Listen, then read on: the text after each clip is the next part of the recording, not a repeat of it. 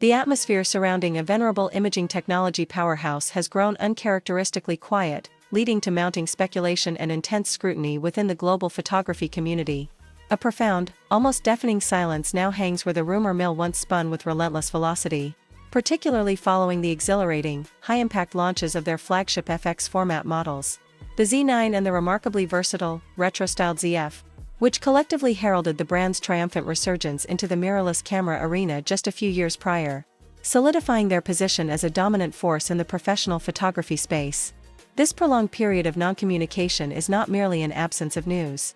It is a fundamental disruption to the expected cadence of their product development roadmap, forcing legions of dedicated stills photographers, digital creators, and optical enthusiasts to confront a single, crucial query: is the firm facing another major product identity crisis? Or, more acutely, has the much-anticipated, high-resolution Nikon Z7 III morphed from a surefire resolution king's successor into the company's most significant developmental challenge yet? A potential stumbling block in their next-generation sensor strategy? The foundational Z7 model, a pioneering full-frame mirrorless entry in 2018, established a high-bar standard with its high megapixel sensor, exquisite tonal depth, and signature Nikon color science, even as it navigated the predictable limitations of a first-generation electronic viewfinder and autofocus system. Its direct successor, the Z7 II, effectively addressed these early pain points by incorporating dual X6 processors, dramatically improving the AF performance and introducing crucial dual card slots, cementing its status as the go-to photocentric tool for meticulous landscape photography, demanding studio work, and detailed portraiture for a significant segment of the creator economy.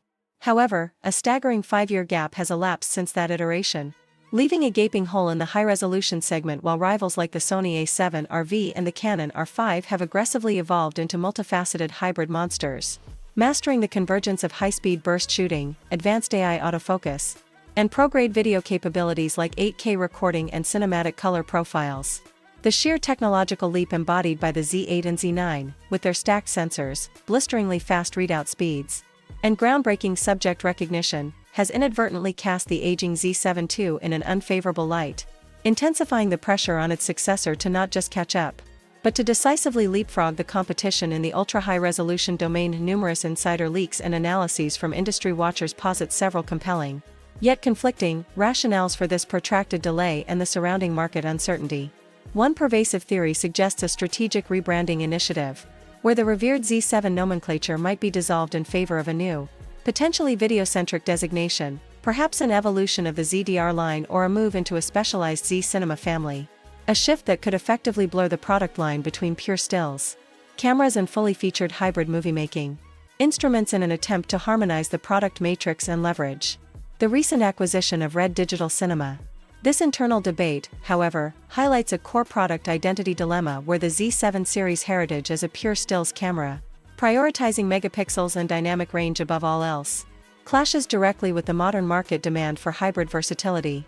The loyal, highly valued photographer segment, those demanding a lightweight, high-resolution photocentric body in the vein of a Sony A7 RV or a Panasonic S1R, finds itself unserved, creating a vulnerability that competitors are eager to exploit. Further amplifying this sense of imminent change is the conspicuous and sustained promotional activity surrounding the current Z7 II. The consistent, aggressive heavy discounts, bundle offers, and clearance-style pricing across major retail channels are textbook indicators of a company aggressively attempting to clear existing inventory in anticipation of a forthcoming, but frustratingly unseen, product replacement cycle. The duration of this clearance period, however, is unprecedented, lending credence to the notion of significant, unforeseen developmental limbo behind the scenes. The most intriguing, and perhaps most disruptive, factor is the company's integration of Red's advanced video technology, a consequence of a major corporate partnership and acquisition.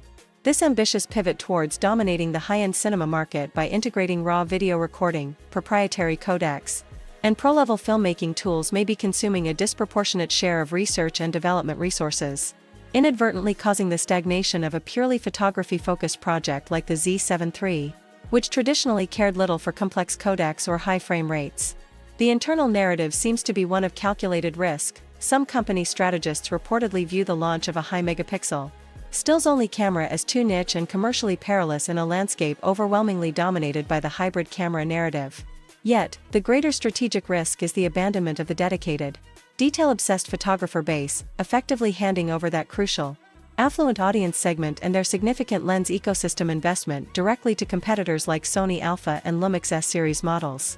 The D850 DSLR once defined this entire professional resolution category, a legacy the firm is actively losing market share in. Compounding the issue is a historical pattern of poor market timing. The company was notoriously late to the mirrorless transition, and their initial Z6/Z7 rollout felt rushed, forcing them into a protracted game of technological catch-up.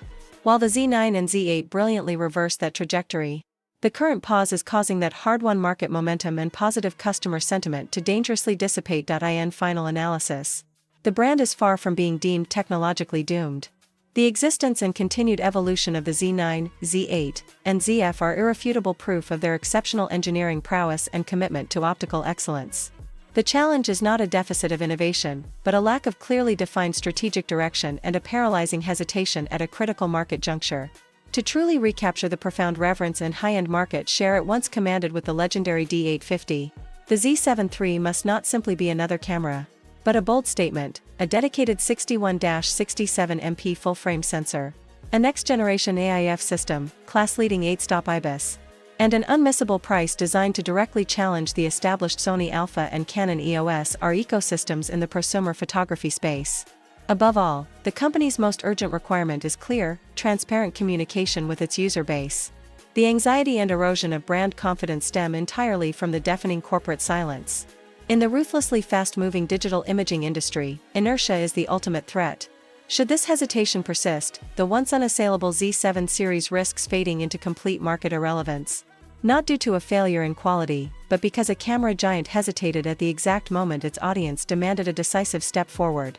This is not a death knell for the brand, but a powerful, unequivocal wake-up call to stop playing defensive catch-up and boldly reassume its rightful position as a market leader in high-resolution photography, with the definitive Z7 III being the ultimate launchpad for this new chapter in the Z-mount mirrorless ecosystem.